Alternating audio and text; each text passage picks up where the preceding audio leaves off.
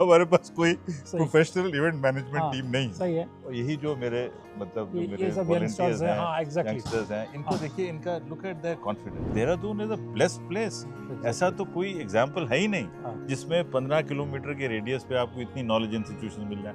Survey of India भी है, national hydrographic office सही है, है। फॉरेस्ट सर्वे ऑफ इंडिया है, Exactly. Wadia institute of Himalayan geology, glaciers से लेके हाँ। भूतल तक। पॉइंट ये आया हाँ। कि ऐसा क्या है जो हम लाएं जिसमें देहरादून की यूनिक स्पेसिफिसिटी। देहरादून में रह के मिलिट्री हिस्ट्री और स्ट्रेटजी को डिस्कस ना करना भी शायद देहरादून के साथ जस्टिस नहीं होगा।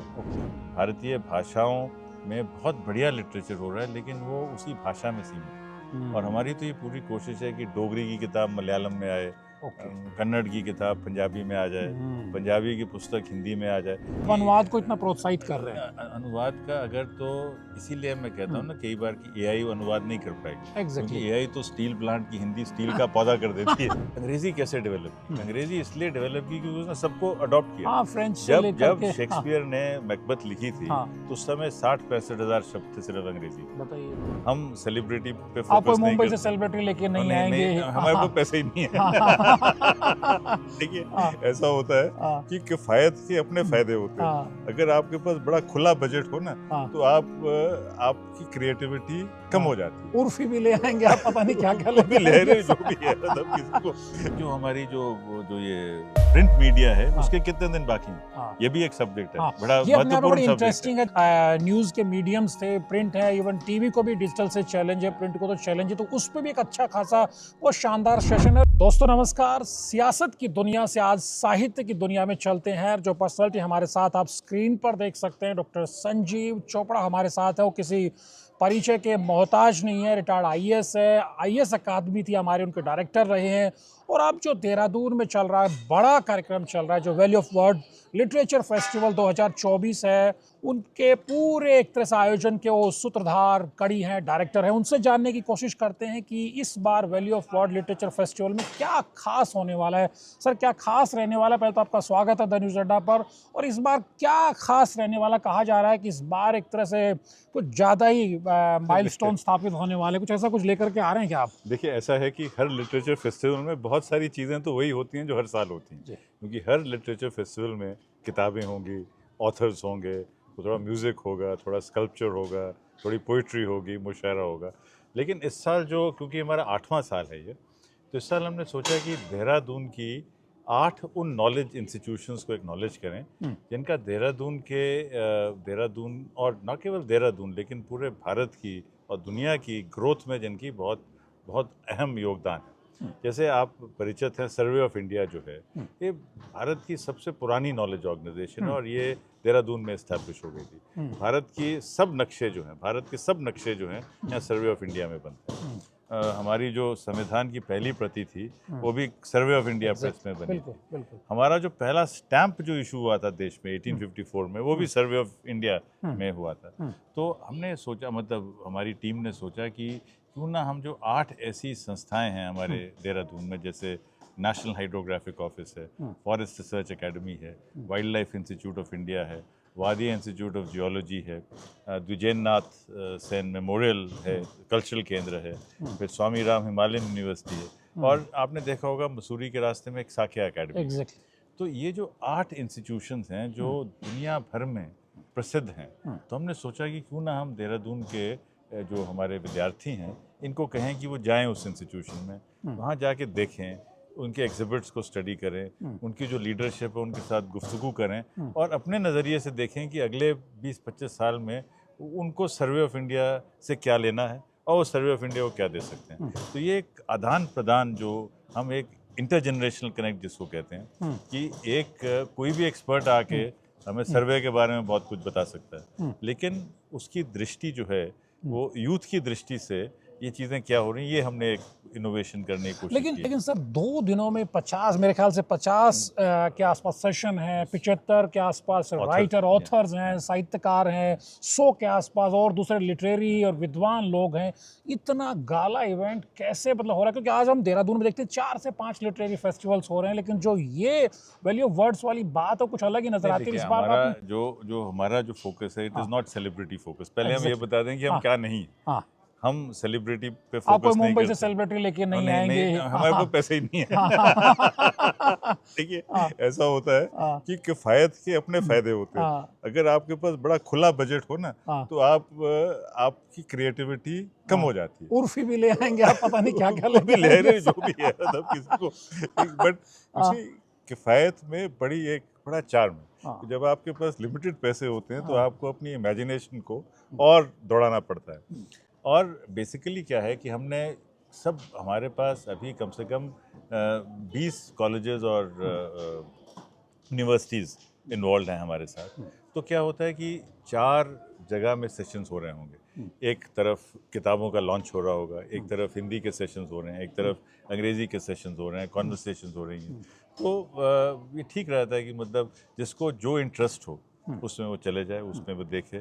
और आदान प्रदान बहुत ज़रूरी है, बहुत ज़रूरी है। एग्जैक्टली। और इसीलिए हमारा जो फोकस हमेशा रहा है वो किताबों पे रहा है। अब और 12 के आसपास बुक्स भी लॉन्च लॉन्च हो कर रही रहे है हैं। बुक, हाँ, 12 नई किताबें जो है ओके। उनका लॉन्च होगा। हाँ, और जो हमारी 8 जो विनिंग किताबें हैं, क्योंकि हमारे पास 700-800 किताबें आती हैं हर साल, ओके, नॉमिनेट होती हैं वाओ बुक अवार्ड्स के लिए, जो RSC द्वारा हमें 1 लाख रुपए का हर जो जो जो पुस्तक विनर जो होता विनर है। होता है ओके, उसको हमें 1 लाख रुपए का अनुदान, मतलब एक जो है वो RSC की तरफ से ओके। मिलता है उनको।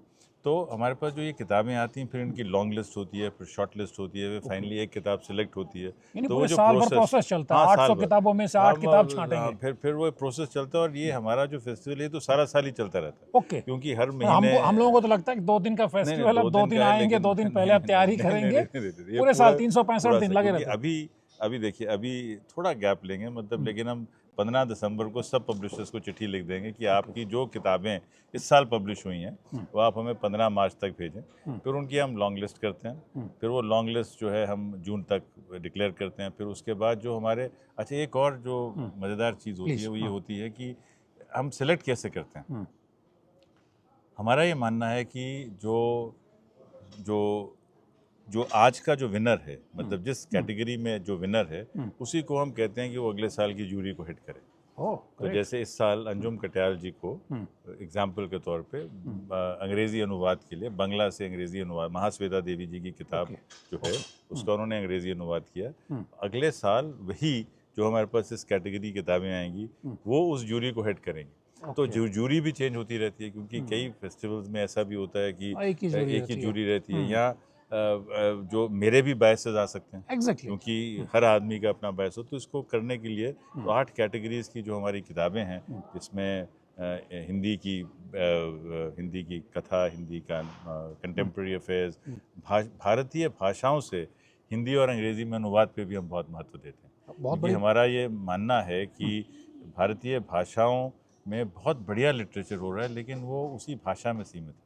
और हमारी तो ये पूरी कोशिश है कि डोगरी की किताब मलयालम में आए, कन्नड़ की किताब पंजाबी में आ जाए, पंजाबी की पुस्तक हिंदी में आ जाए। क्योंकि अभी देखिए, अभी जो आगे आने वाले दिनों में तो ये और भी संभव होगा, लेकिन मुझे लगता है कि हम पहले लिटरेचर फेस्टिवल हैं जिन्होंने अंग्रेज़ी, हिंदी और भारतीय भाषाओं से अनुवाद को इक्वल इम्पोर्टेंस दी। हाँ, अनुवाद को लेकर मतलब अक्सर सवाल उठता है कि अनुवाद में मतलब आत्मा नहीं रहती है, जो साहित्यिक जिस भी लैंग्वेज में देखिए, चुना वो जाता है। होता ही है लेकिन ना आप कि अनुवाद को इतना प्रोत्साहित कर रहे हैं। अनुवाद का अगर, तो इसीलिए मैं कहता हूँ ना कई बार कि AI अनुवाद नहीं कर पाएगी, Exactly. क्योंकि AI तो स्टील प्लांट की हिंदी स्टील का पौधा कर देती है। सही बात है। वो लिटरली तो स्टील प्लांट स्टील का पौधा ही हुआ, सही लेकिन बात वो है। पूरा का पूरा जो पूरा कॉन्टेक्स्ट ही चेंज हो जाता है एग्जैक्टली। हर शब्द को। और यही चीज़ें जो है अभी जो हमारे साथ इस साल जो आ रहे हैं, मतलब उसमें ये जो पॉइंट आता है वो ये है कि स्टील प्लांट को हिंदी में भी स्टील प्लांट ही लिख देना चाहिए, एग्जैक्टली। क्योंकि एग्जैक्टली आपने हाँ, कहा। सही है। अब ये जो हमारी जो एक तंग दिली थी हिंदी की, हाँ, 80-90 के दशक तक, वो अब लिबरलाइजेशन के साथ वो हाँ, बहुत चेंज सारे हुई। सेक्टर, कुछ लोगों का नहीं, हमें संस्कृत में हिंदी रखेंगे, ऐसे हिंदुस्तानी जुबान क्यों बनाएंगे, इसमें उर्दू को क्यों घाल मिल करेंगे, पंजाबी क्यों मिलाएंगे, लेकिन जुबान वही जो आम फहम हो। आम हो। और देखिए, एक मैं और आपको बात अर्ज करना चाहता हूँ, ये कि अंग्रेजी कैसे डेवलप की। अंग्रेजी इसलिए डेवलप की क्योंकि उसने सबको अडॉप्ट किया। हाँ, फ्रेंच से जब लेकर के। शेक्सपियर ने मैकबेथ लिखी थी, हाँ। तो उस समय 60-65 हज़ार शब्द थे सिर्फ अंग्रेजी में। बताइए।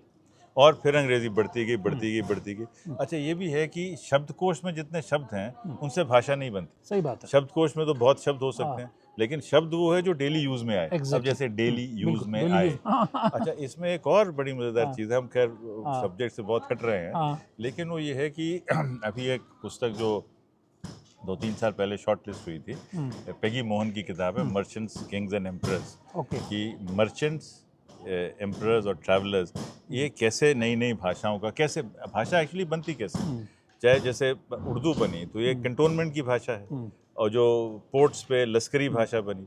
तो खैर जो पॉइंट ये है कि हम सोचते तो अपनी मदर टंग में, एग्जैक्टली।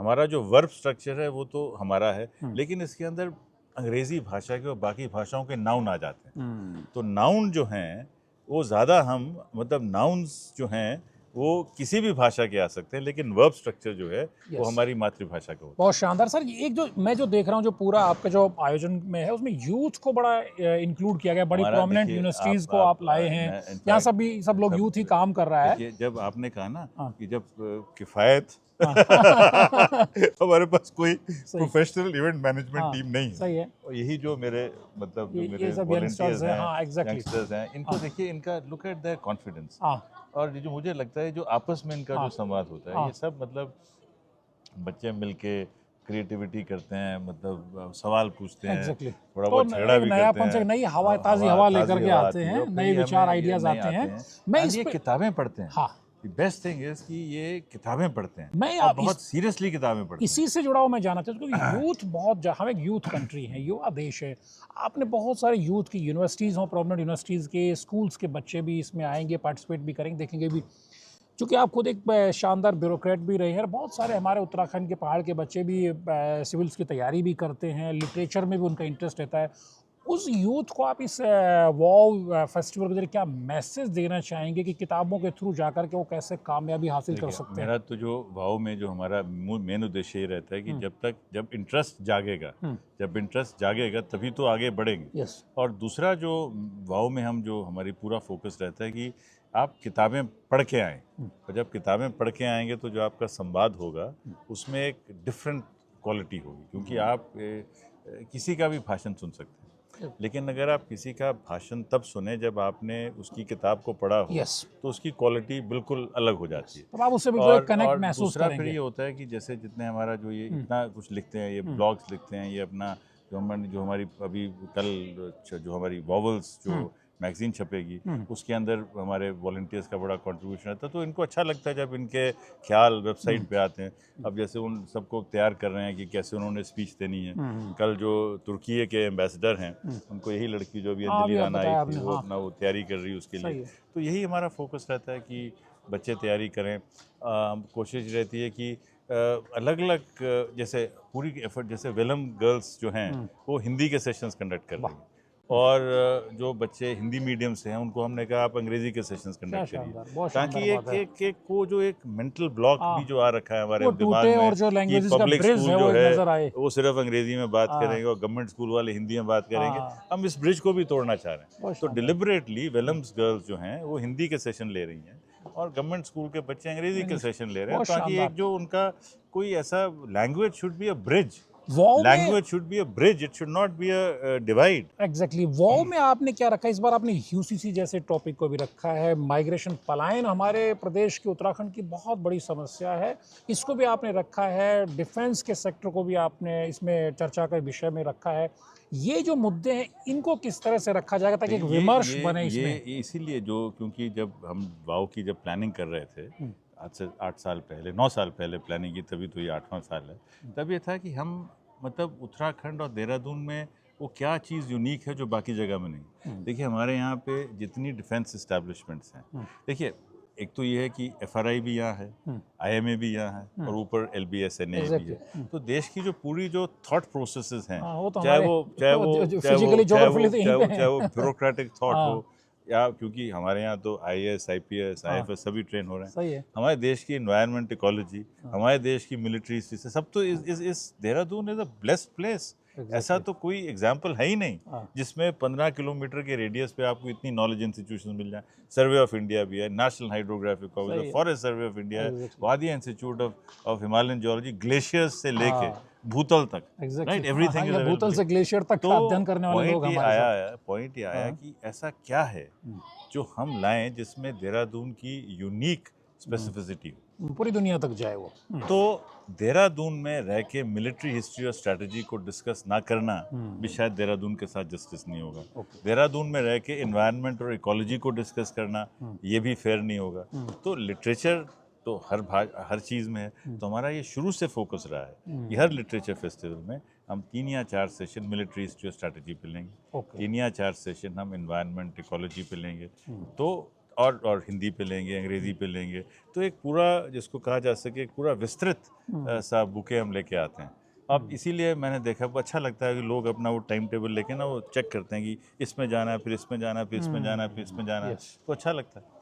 लेकिन 2 दिन बहुत कम नहीं होते। मैं जो देख रहा सेशंस बहुत ज्यादा हैं। वो वही बात है ना। टाइट शेड्यूल है। जितना अगर फंड्स होते, शुरू हमने किया था 3 दिन के फेस्टिवल हाँ, से, exactly. लेकिन वो हम we have not been able to afford that. लेकिन अब मैं चूंकि मैं इसको वाइंड अप भी कर रहा हूँ, हम फिर आगे आपके बारे में हम और भी आपसे बात करेंगे। आप बहुत सारे एरियाज़ में आपकी तो अपनी छाप छोड़ी है, लेकिन क्या IAS एकेडमी में रहते हुए आपके दिमाग में थॉट आया कि नहीं, उससे पहले या कब आपको लगा कि नहीं, ये एक ये ऐसा एक असल में इसकी भी एक साहित्योत्सव कहानी का है। इसकी भी कहानी ये प्लीज वो है कहानी कि हमारे कहानी दोस्तों को जो ये साथियों है को बताइए। कि मैं कलकत्ता में था, हाँ। एडिशनल चीफ सेक्रेटरी था, हाँ। और not because I was additional chief secretary, लेकिन वो वहाँ तो बहुत लिटरेचर फेस्टिवल्स होते हैं, और हाँ। Calcutta is a very very rich है वहाँ की लिटरेचर के लिहाज तो से। 2-3 लिटरेचर फेस्टिवल्स अटेंड करने के बाद ऐसे ही एक दिन शाम में उनके जो जो मेजर फेस्टिवल स्पॉन्सर थे, उन्होंने कहा कि आपको क्या ठीक लगा और क्या गलत लगा। तो मैंने कहा अच्छा आप जानना चाहते हैं तो मैं बताता हूँ कि ये ठीक लगा, ये गलत लगा। तो उन्होंने कहा कि तो फिर आप अगले साल आप कर दीजिए इसको यहाँ पे। तो मैंने कहा हाँ कर देते हैं। फिर जब मैं यहाँ देहरादून आया तो रश्मि ने कहा कि आपको क्या कलकत्ता रिटायर होना है? मैं कहा नहीं, रिटायर तो यहीं होना है। तो क्योंकि इतनी एनर्जी, इतनी एफर्ट, इतनी मेहनत वहाँ के लिए क्यों करें, वहाँ तो ऑलरेडी 3 फेस्टिवल्स हैं, तो आप इसको देहरादून में करते हैं। I thought that's a good idea. तो देहरादून में हमारा पहला लिटरेचर फेस्टिवल है, this is the 8th edition. बाकी सब फेस्टिवल अच्छा कर रहे हैं, होना भी चाहिए, लेकिन we are the first, because Calcutta में we would have been the 7th 8th literature festival, Dehradun में we are the first literature festival. Great. तो इसीलिए फिर 2017 में 2016 से प्लानिंग शुरू हुई, 2017 में आगाज हुआ इस यात्रा का शुरू हुआ। तब मैं कलकत्ता में पोस्टेड था, लेकिन यहाँ क्योंकि बहुत मित्र हैं और यहाँ पे बहुत 12 साल देहरादून में मैंने काम भी किया, इसलिए यहीं से शुरू। तो हमारे जो दर्शक साथियों क्या कहेंगे, देहरादून के 2 दिन के लिए वो चल पड़े, आ जाए मधुबन होटल में, शानदार हार्ट ऑफ द सिटी है ये, एब्सोल्युटली फ्री। और टेम्पटेशन के लिए कह सकता हूँ कि कॉफी भी फ्री मिल रही है। बहुत शानदार। तो दोस्तों जो साहित्य के इस महोत्सव में गोता लगाना चाहते हैं, सिर्फ साहित्य नहीं, नॉन फिक्शन में बहुत सारा कंटेंट है।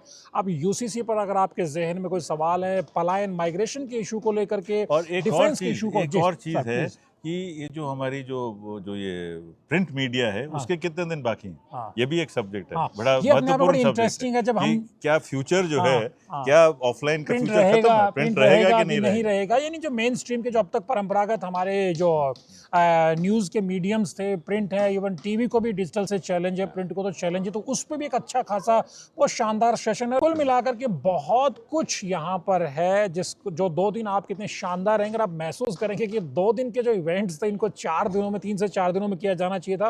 लेकिन जो भी साहित्यिक किताबों की तरफ रुझान रखते हैं या जो विचारोत्तेजक अपना विमर्श को सुनना, महसूस करना और उसका गवाह बनना चाहते हैं, उनको देहरादून के इस मधुबन होटल में आना चाहिए। और डॉक्टर संजीव चोपड़ा जी ने एक शानदार 2 दिन की जो महफिल सजाई, जिसका हमें लुत्फ उठाना चाहिए। द न्यूज अड्डा के वीडियोज़ को लाइक कीजिए, शेयर कीजिए, चैनल को सब्सक्राइब करना मत भूलिए। नमस्कार।